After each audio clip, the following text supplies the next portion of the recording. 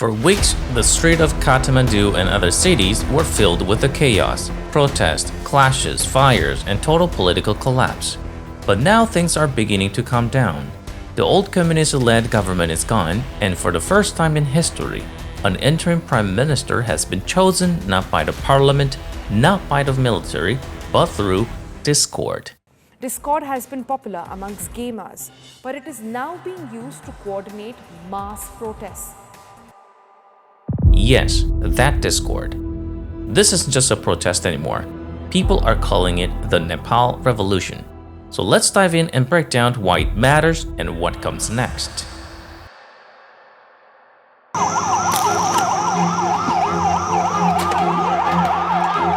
Every corruption in the country from the local level to federal level. It all began on September 4th when the government blocked the major social media platforms. Protests exploded across the country, police opened fire, and within days Prime Minister resigned and fled. His wife died in the house set on fire. The aftermath, government buildings burning, prisons stormed, and chaos in the street. We already covered all that in details in our earlier videos. So here, we'll keep it brief and move straight to what happened next. At this point, the army stepped in with the troops and armored vehicles. And honestly, everyone thought that they knew what would come next. Martial law.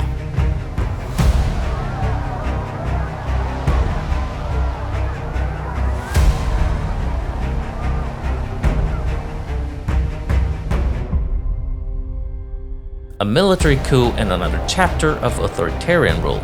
But instead, something completely unexpected happened. The military did not seize power. They held back. Now, historically, when governments collapse under mass protest, armies almost always step in.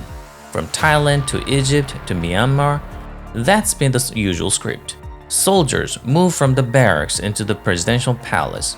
But in Nepal, the army resisted temptation. They focused only on keeping some order, stopping looting, preventing further violences. But they didn't try to install themselves as rulers. That left a huge vacuum, and into that vacuum stepped the internet. Out of nowhere, a citizen group called Hami Nepali, which means We Are Nepali, created an anti-corruption server on Discord, and it absolutely blew up. In just 4 days, membership passed 145,000 people, most of them young Nepalese. This was more than just a chat room. It turned into a kind of digital parliament. People debated policies in real time. They argued about what should happen next. They even live-streamed the discussions that local media picked up and reported on. The influence was so big that even the army chief and the president reached out to the moderators of the servers. The country's top officials were talking to Discord admin. And then came the biggest move. The community decided to vote on an interim prime minister. Yes, the internet decided who the prime minister will be. About 7,700 members participated in the vote, and the winner was Sushila Karki, Nepal's first female chief justice, who served from 2016 to 2017. She had a reputation for being tough on corruption, and that made her an appealing choice in a moment when people were fed up with the dishonest politicians. Now, let's be honest, 7,700 votes out of 30 million people isn't representative democracy. It's a fraction of a fraction. But what matters is this: the president's office recognized the result. Even military accepted it. That means, for the first time in history, a national leader was chosen through a digital platform during a revolution. So, who exactly is Nepal's new interim leader? Sushila Kake is 73 years old and made history once before, as Nepal's first female chief justice. During her time on the bench, she was known for her firm stance against corruption and her independence from political pressure. Her background gives her credibility at a time when Nepalese are desperate for clean governance. And because she's not tied to the old parties, she is seen as a neutral enough to guide the country through the transition. She's already been sworn as interim prime minister with a 6-month mandate to stabilize Nepal and prepare for election. Karki moved quickly. She dissolved the troubled House of Representatives and got the support of 8 political parties to back her temporary government. She also set the date for the new elections, March 5, 2026. On that day, Nepal will elect 275 new lawmakers to the lower house of parliament. Until then, she has 6 months to restore order, calm tensions, and rebuild trust in government. We really need to pause again and look at the army. Historically, when power vacuums appear, military step in, but Nepal's army didn't. They didn't fire on civilians, they didn't install their own general as leader, and they didn't demand a share of political power. During all the chaos, parliament burning, ministers attacked, streets in flames, the military acted only as peacekeepers. No protester was killed by the army. That's almost unheard of in the history of revolutions. This restraint is being praised as one of the biggest reasons the Nepal revolutions didn't slide into civil war or military dictatorship. The army showed that it saw itself not as a ruler, but as a shield for the people. And once the interim government was in place, the military pulled back, returned to its bases, and lifted curfews. With the worst of the chaos over, life in Nepal is slowly coming back. Shops reopened, streets filled with the cars again, and communities began to rebuild. Protesters themselves took the lead, cleaning up debris, repainting burned walls, and even returning stolen electronics. It's a striking image. The same people who had been rioting in anger just weeks earlier, now sweeping the streets and restoring order.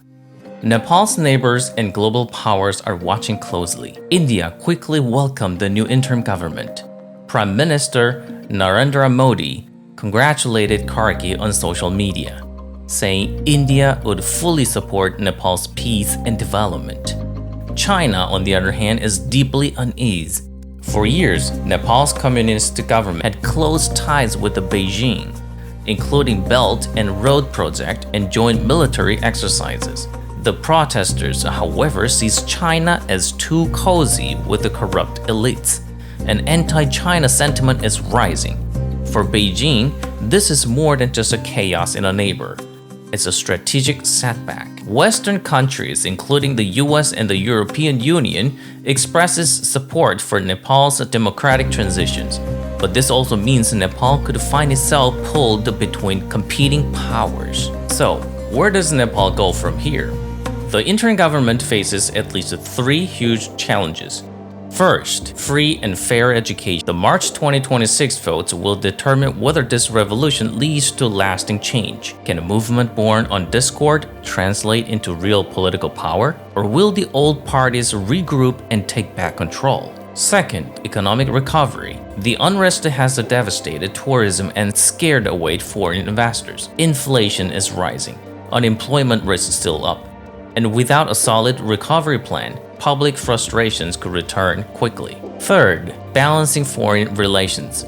Nepal sits between India and China, 2 giants with the competing interests. Too much reliance on either side could cause new problems. Meanwhile, Western involvement could further complicate things.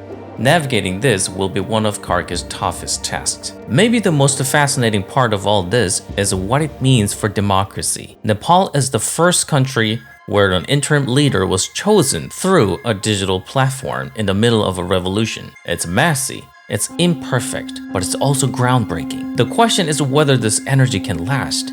If young people stay engaged and push for institutional reforms, Nepal might become the world's first true digital democracy. If not, this could fade into just another failed uprising. Right now, Nepal stands at a crossroads. On one path, it builds a stable, democratic future empowered by new forms of citizen participation. On the other, it falls back into the old cycles of corruption, instability, or foreign dependence. One thing is clear, the Nepal revolution has already made history. It shows that in the digital age, people don't just take to the streets, they also take to the servers. And the world is watching closely to see if Nepal can turn this online revolution into real, lasting change. So what do you think? Is this the beginning of a brand new democratic model? Or just a one-time experiment? Drop your thoughts in the comments, and we'll see you in the next one.